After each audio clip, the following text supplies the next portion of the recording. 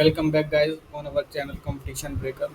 In this video, we are going to cover the part 3 of Unit 1. It is the last part of Unit 1.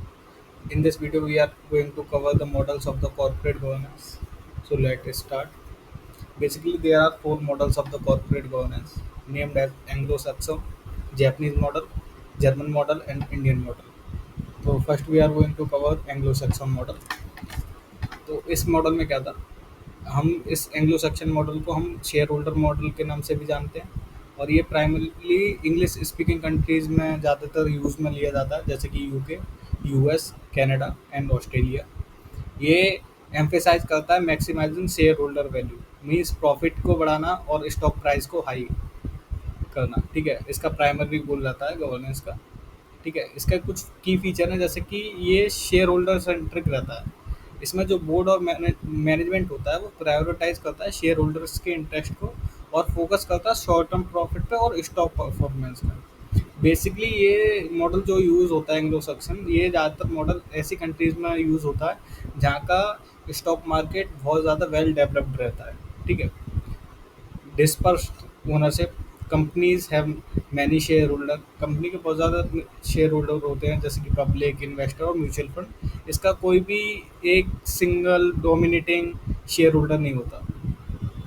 इसमें क्या रहता है, strong board structure रहता है। A single tier board combining executive and non executive director oversees management with independent director and ensuring the accountability.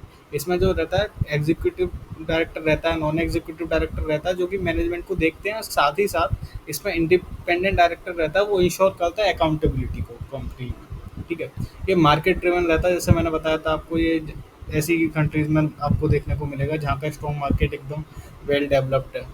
ठीक है, तो stock market play big role with merger acquisition and hostile takeovers common है, क्योंकि ये market से पैसा collect करते हैं। ठीक है, रेगुलेटरी फ्रेमवर्क, स्ट्रिक्ट लॉज रहती हैं, जैसे कि servants Oxley act in the USA जो कि आया था 2002 में। उसके बाद में and stock exchange rule enforce transparency and accountability. External monitoring होती है, जैसे कि ऑडिटर्स रहे, एनालिस्ट रहे और rating agency scrutinise the performance. वो जो भी परफॉर्मेंस में कोई भी कमी वगैरह रहती है उसको एनालाइज करते हैं। इसकी स्ट्रेंथ क्या है, ये एक हाई अकाउंटेबिलिटी है, इसमें जो कि रहता है वो strong oversight by independent director and regulator to prevent fraud. जो इसके इंडिपेंडेंट डायरेक्टर रहते हैं और रेगुलेटर रहते हैं, वो इसको बहुत ज़्यादा स्ट्रॉन्ग ओवरसाइट मीन्स बहुत ज़्यादा अच्छे से इसके ऊपर ध्यान रखते हैं ताकि कोई फ्रॉड ना हो पाए, फ्रॉड को बचा सकें। फ्लेक्सिबिलिटी, मार्केट ड्रिवन अप्रोच है जो कि अलाउ करता है क्विक एडेप्टेशन को इकोनॉमिक चेंजेस के साथ में। थर्ड, अट्रैक्ट करता है इन्वेस्टमेंट को, क्योंकि ये ट्रांसपेरेंट रिपोर्टिंग करता है और शेयर होल्डर पे फोकस रहता है, जो कि ड्रॉ करता है ग्लोबल इन्वेस्टर को, क्योंकि हर किसी को एट द एंड अपना प्रॉफिट मोटिव ही दिखना है। Innovation, competitive pressure drives technological and business advancement. Innovation और कम्पिटिटिव प्रेशर्स काफ़ी ज़्यादा रहते हैं, जिसकी वजह से न्यू न्यू टेक्नोलॉजी ये लोग यूज़ करते हैं और बिजनेस एडवांसमेंट करते हैं। इसकी कुछ वीकनेस है, जैसे कि ये शॉर्ट टर्म पे फोकस करता है, ये लॉन्ग टर्म सस्टेनेबिलिटी पे फोकस नहीं करता, एम्प्लॉय वेलफेयर पे इतना ज़्यादा फोकस नहीं करता, नेगलेक्ट करता अदर स्टेक होल्डर्स को, क्योंकि ये प्रायोरिटाइज कर देता है खाली शेयर होल्डर्स को और इग्नोर कर देता है कस्टमर को, कम्युनिटीज़ को और एम्प्लॉयज़ को। हाई इनक्वालिटी, क्योंकि ह्यूज एग्जीक्यूटिव बोनस पे होता है। ठीक है, कॉजिंग पब्लिक क्रिटिसिज्म, जिसकी वजह से पब्लिक क्रिटिसिज्म करती है इनका। रिस्क ऑफ स्कैंडल्स, क्योंकि इसमें रिस्क बहुत ज़्यादा रहता है, क्योंकि वो प्रेशर रहता है ना, शॉर्ट टर्म में बहुत ज़्यादा इन्हें प्रॉफिट चाहिए, तो इसके लिए इन पर बहुत ज़्यादा प्रेशर रहता है, जिसकी वजह से ये काफ़ी बार अनएथिकल बिहेवियर में इंडल्ज हो जाते हैं। ठीक है, अब आते हैं सेकंड मॉडल पे, विच इज़ जैपनीज मॉडल। इस मॉडल को हम स्टेक होल्डर मॉडल और कित्रेंसु मॉडल भी बोलते हैं। बेसिकली जापान में एक वर्ड है कित्रेंसु, इसे मतलब बोलते हैं ग्रुप ऑफ शेयर होल्डर्स, या फिर मतलब जैसे कि कोई बड़ी बड़ी वेल्थी फैमिली रही, उनका एक ग्रुप है। इस तरह से group of people is use in Japan and emphasize long term sustainability पे फोकस करते हैं। स्टेक होल्डर का कोलाब्रेशन रहता है, जैसे कि मैंने बताया बहुत सारे लोग ग्रुप मिलके बनाता है इसे। Consensus based on decision making, consensus एक मतलब एक सहमति बनाते हैं अपने डिसीजन मेकिंग पे एक साथ में आके। It reflect Japanese collectivist culture and strong business network. इसका की फीचर क्या है? स्टेक होल्डर पे फोकस रहता है, मीन्स ये किसी एक को प्रायोरिटाइज नहीं करता, ये हर किसी को साथ में लेकर चलता है और प्रायोरिटाइज करता है लॉन्ग टर्म ग्रोथ को। उसके बाद concentrated ownership, companies are often the part of difference like business group, wealthiest family, where bank partner firms and affiliate hold cross shares, means one company holding the shares of another company and another company likewise hold the share of the same company. ठीक है, तो इसमें क्या, reducing external takeover, means बाहर का कोई भी इंसान के लिए कोई और कंपनी के लिए टेक ओवर करना बहुत ज़्यादा मुश्किल हो जाता है, क्योंकि इसमें कंसंट्रेटेड रहती है ओनरशिप और क्लोज होल्डिंग ओनरशिप रहती है। इसका मेन बैंक सिस्टम, ठीक है, a lead bank provide loan. Basically क्या रहता है, जापान में जितनी भी ज़्यादातर कंपनीज हैं उनमें बैंक्स का बहुत बड़ा रोल रहता है, क्योंकि बैंक्स उनको लोन प्रोवाइड करते हैं और साथ ही साथ वो वहाँ की परफॉर्मेंस जो रहती है उन कंपनी को उसको मॉनिटर करने का भी काम करते हैं, उन्हें स्ट्रेटजीज भी प्रोवाइड करते हैं और वो एकदम स्टेक होल्डर की तरह वहाँ पे प्ले करते हैं वो। इसमें है डुअल बोर्ड स्ट्रक्चर, इसमें इंक्लूड करता है बोर्ड ऑफ डायरेक्टर, स्ट्रेटेजी और बोर्ड ऑफ ऑडिटर, मीन्स दो बोर्ड हो गए, बोर्ड ऑफ डायरेक्टर हो गया और बोर्ड ऑफ ऑडिटर हो गया, जो कि बोर्ड ऑफ ऑडिटर जो है वो ओवरसही करेगा पूरे मैनेजमेंट को और इनकी स्ट्रेटेजिक कंडीशंस को। ठीक है, और बहुत ज़्यादा कम इंडिपेंडेंट डायरेक्टर्स रहते हैं इसमें। Employee centric, life time employment, means इसमें लाइफ टाइम एम्प्लॉयमेंट प्रोवाइड करा जाता है और सीनियोरिटी बेस पर करा जाता है प्रमोशन जो रहेगा, जैसे कि कंपनी में कोई इंसान 35 साल का है, ठीक है, उससे है एक 34 साल का या ले लीजिए 30 साल का, तो यहाँ पे सबसे पहले प्रमोशन जो होगा वो 34 ईयर्स वाले का होगा यहाँ पे। ठीक है, क्योंकि वो लॉयल्टी को शो करता है, क्योंकि बहुत जो सीनियर होगा वो वहाँ पे बहुत पहले से वर्क कर रहा होगा जहाँ तक है, तो इस वजह से वो लॉयल्टी और स्टेबिलिटी को मेंटेन करने के लिए ये लोग प्रमोशन सीनियरिटी बेसिस पे करते हैं। कंसेंसस बनाते हैं डिसीजन मेकिंग पे, मतलब एक ही डिसीजन पे सभी स्टेक होल्डर्स आते हैं, हार्मनी इनकी शो करती है। ठीक है, बट लेकिन ये क्या करता है, प्रोसेस को स्लो बना देता है, क्योंकि अगर बहुत ज़्यादा लोगों से कंसेंसस लेना होता है तो उसमें टाइम जाता है। ठीक है, इसमें weak external regulation, governance relies more on internal trust and relationship with than strict loss.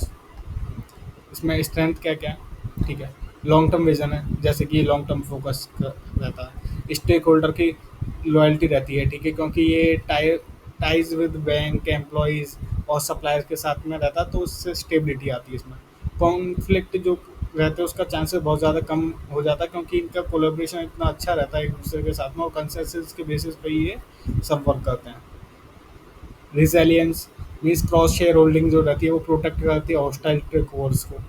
ठीक है, इसमें आता है वीकनेस, वीकनेस हो जाता है स्लो डिसीजन मेकिंग, क्योंकि कंसेंसस जब सभी लोगों को चाहिए होते हैं तो उसमें टाइम लगता है, मीटिंग्स होती हैं, काफ़ी लंबा प्रोसीजर रहता है, तो उसमें सोलो डिसीजन ले पाते हैं हम लोग। लैक ऑफ ट्रांसपेरेंसी हो जाती है, क्योंकि यहाँ पे रिलेशनशिप जो रहती है ना वो दूसरे की एक दूसरे की इनएफिशिएंसी और मिसकंडक्ट को हाइड करने की कोशिश करती है, जिसकी वजह से ट्रांसपेरेंसी थोड़ी कम हो जाती है।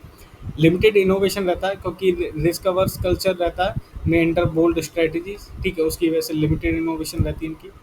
वीक शेयर होल्डर वॉइस रहती है इसमें, individual investor have less influence due to cross shareholding. ठीक है, क्योंकि दूसरी कंपनी जो रहती हैं उनका ही एक दूसरे में इतना ज़्यादा होल्डिंग रहती है एक दूसरे के पास में, तो जो इंडिविजुअल इन्वेस्टर रहते हैं लाइक पब्लिक रही, उनका इसमें बहुत कम शेयर हो पाता है, कम शेयर होता है, तो जिसकी वजह से ये वीक शेयर होल्डर वॉइस आती है यहाँ पे। ठीक है, उसके बाद में आते हैं जर्मन मॉडल पे।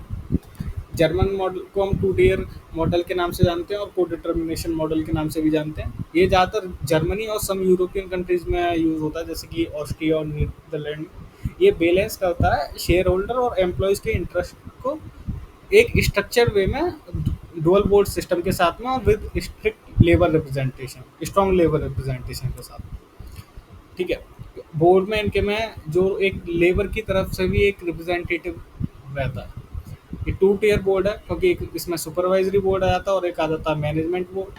ठीक है, नॉन एग्जीक्यूटिव डायरेक्टर प्ले होते हैं इसमें सुपरवाइजरी बोर्ड में। इसमें इंक्लूड होते हैं एम्प्लॉयज़ रिप्रेजेंटेटिव, लाइक मैंने बोला कि एम्प्लॉयज़ का रिप्रेजेंटेटिव होगा, लेबर का रिप्रेजेंटेटिव होगा, इस तरह से, जो कि ओवरसी करेंगे स्ट्रेटजीज को और अपॉइंट करते हैं मैनेजमेंट को बोर्ड के ऊपर। ठीक है, मैनेजमेंट बोर्ड को ही अपॉइंट करते हैं। उसके बाद क्या आता है, executive run daily operation and report to the supervisory board. जो मैनेजमेंट बोर्ड होता है वो daily day to day operation जो रहते हैं उन्हें करता है, और उसके बाद में उसकी रिपोर्ट को सुपरविजरी बोर्ड पर देता है। बेसिकली ये हमारा एक तरह से आप समझ सकते हैं टॉप लेवल मैनेजमेंट, और ये उससे नीचे ये उसे ये भी एक टॉप लेवल मैनेजमेंट में आता है, लेकिन ये सुपरविजरी बोर्ड को जाके रिपोर्ट करता है। ठीक है। Codetermination, employees have significant, जो एम्प्लॉय रहते हैं उनका बहुत ज़्यादा सिग्निफिकेंट इन्फ्लुएंस रहता है। Up to 50% of supervisory board की जो सीट रहती है वो लार्ज फर्म में, वो ensuring labour input in decision, वो लेबर का इनपुट लेते हैं decision. Stakeholder balance, focus करते हैं शेयर होल्डर, एम्प्लॉयज और लॉन्ग टर्म सस्टेनेबिलिटी पे, शॉर्ट टर्म पे और प्रॉफिट्स पे ही नहीं है केवल फोकस करते हैं।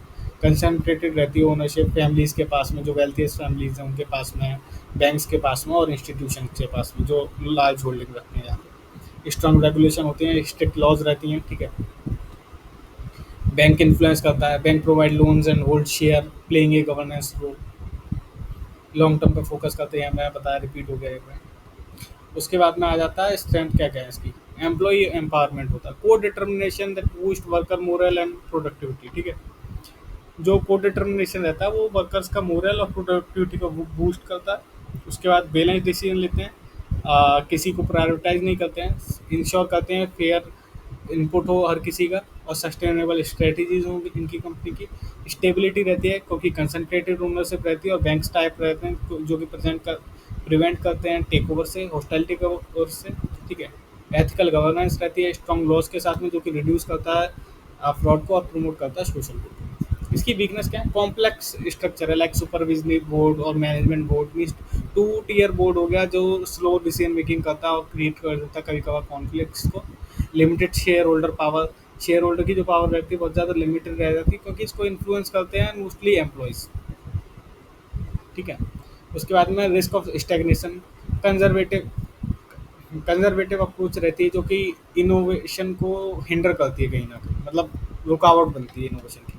बैंक पर बहुत ज़्यादा डिपेंडेंसी रहती है इनकी, क्योंकि bank in heavy reliance on the banks can limit flexibility, इनकी फ्लेक्सिबिलिटी को लिमिट कर सकता है, क्योंकि बैंक्स पे ये बहुत ज़्यादा रिलाई करते हैं। फोर्थ वन आ जाता है इंडियन मॉडल। जो इंडियन मॉडल है एक हाइब्रिड मॉडल है, लाइक इंडिया का स्टॉक मार्केट भी बहुत अच्छा है as compare to global level. हम कंपेयर करेंगे तो हमारा इंडिया का जो स्टॉक मार्केट है वो भी बहुत एक स्ट्रॉन्ग, आज के टाइम पे स्ट्रॉन्ग स्टॉक मार्केट है, जो कि ब्लेंड करता है एलिमेंट को एंग्लो सेक्शन मॉडल के, जो कि शेयर होल्डर पे फोकस करता है और स्टेक होल्डर ओरिएंटेड भी रहता है, with stakeholder oriented feature influenced by the Indian socio-economic context like family business, Adani, Ambani or Tata. ठीक है। And regulatory reforms. It has evolved post liberalization and post Satyam scam. Basically ये जब हमारा LPG reform जब आया था India में, ये उसके बाद में बहुत ज़्यादा इवॉल्व हुआ है हमारा इंडिया का स्टॉक मार्केट। और जो एक स्कैम हुआ था सत्यम कंप्यूटर्स का 2009 में, उसके बाद में इंडिया में बहुत ज़्यादा स्ट्रिक्ट लॉज आई, जिसकी वजह से भी बहुत ज़्यादा इंडिया का स्टॉक मार्केट डेवलप हुआ है, क्योंकि उसकी वजह से हमारे यहाँ पे स्कैम्स बहुत ज़्यादा कम हो गए हैं उसके बाद से, और रेगुलेशन थोड़ी अच्छी हुई। हाइब्रिड अप्रोच है, कंबाइन करता है शेयर होल्डर की वैल्यू, जैसे कि मैंने एंग्लो सैक्सन मॉडल में बताया था, उसके साथ साथ स्टेक होल्डर का वेलफेयर थ्रू CSR फंड्स और एम्प्लॉय फोकस एंड रह के रिफ्लेक्टिंग इंडियाज मिक्स इकोनॉमी। ठीक है। उसके बाद concentrated ownership, many firms are family owned, like Reliance industries को आप देखेंगे तो ये फैमिली ओन्ड है मोस्टली अंबानी के द्वारा, और कंट्रोल करी जाती है बाय प्रमोटर, जैसे कि यहाँ पे आ गए टाटा और रिलायंस। ठीक है। जिनका सिग्निफिकेंट इन्फ्लुएंस रहता है बोर्ड के ऊपर। सिंगल टियर बोर्ड रहता है इनका, जो कि इंक्लूड करता है एग्जीक्यूटिव्स को, नॉन एग्जीक्यूटिव को और इंडिपेंडेंट डायरेक्टर को, विथ से भी mandating at least one third of the independent director for listed firm.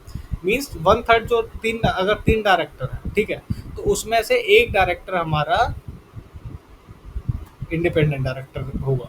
ठीक है। Strong regulation like SEBI LODR, जो रेगुलेशन है 2015 में जो आई थी, listing obligation and disclosure requirement act जो है हमारा सेबी के अंदर, और ये कंपनीज एक्ट 2013 जो है वो एनफोर्स करता है ट्रांसपेरेंसी को, अकाउंटेबिलिटी को, फेयरनेस को। ठीक है। और साथ ही साथ CSR को, मीन्स 2% प्रॉफिट जो स्पेंडिंग होगा कंपनी का, वो हमें CSR आपको सीएसआर के लिए करना पड़ेगा कंट्रीब्यूट। फैमिली डोमिनेंस हो जाती है क्योंकि प्रमोटर मोस्टली एक फैमिली के रहते हैं जो कि होल्ड करते हैं मेजर रोल्स को। स्टेक होल्डर फोकस हो जाएगा, CSR activity like community welfare भी प्रायोरिटाइज होता है, ठीक है। और ड्रिवन बाई जो कि लॉ और कल्चर वैल्यूज़ को बहुत ज़्यादा प्रायोरिटाइज करता है। Emerging market dynamics governance adapt to India's growth with increase in foreign investment and global standard. इसकी स्ट्रेंथ क्या है? एथिकल फोकस है, लाइक सीएसआर फंड्स वगैरह के लिए बहुत ज़्यादा कंट्रीब्यूशन रहता है इन लोगों का। रेगुलेटरी स्ट्रेंथ है इनका, जैसे कि सेबी और कंपनीज एक्ट 2013 इंश्योर करता है ट्रांसपेरेंसी और अकाउंटेबिलिटी। फ्लेक्सिबिलिटी, क्योंकि हमारा हाइब्रिड मॉडल है तो इससे हमारे पास में एक फ्लेक्सिबिलिटी आ जाती है जिसकी वजह से हम लोग इन्वेस्टमेंट को अट्रैक्ट कर पाते हैं, ठीक है। Promoter stability like family ownership है जो कि लॉन्ग टर्म विजन और कमिटमेंट को प्रोवाइड करता है। उसके बाद कुछ वीकनेस है, प्रमोटर डोमिनेंस, ठीक है। तो फैमिली जो कंट्रोल रहता है वो रिड्यूस कर देता है इंडिपेंडेंट डिसीजन मेकिंग को। Implementation gap like regulatory compliance varies specially in smaller firms के लिए रेगुलेटरी कंप्लाइंस थोड़ा अलग होता है इस वजह से। ट्रांसपेरेंसी के भी इशू आ जाते हैं कभी कभार। Some firms lack openness due to complex ownership structure की वजह से, ठीक है। अब आगे चलते हैं इसमें। आगे तो इसमें कंपैरिजन दे रखा है, लाइक मैंने यहाँ पे एक टेबल फॉर्म करी हुई है जो कि एक इनका कंपैरिजन कर रहा है बेस्ड ऑन डिफरेंट एस्पेक्ट। तो आप इसको देख सकते हैं, इससे आपको मेमोराइज करने में बहुत ज़्यादा हेल्प मिलेगी।